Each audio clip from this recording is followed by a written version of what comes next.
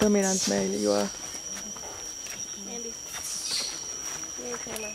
On päätetty, että me ollaan ainoastaan täällä takarivissä, niin me ollaan ainakaan ensimmäisiä, jotka toi oranki pistää päreiksi. Just kuultiin, että tuommoinen aikuinen mies niin vastaa 9 ihmismiestä ja toi ei kuitenkaan ole kauhean pitkä ja korkea, että me tullaan tapaamaan ilmeisesti vielä isompi mies, kokoinen mies oranki.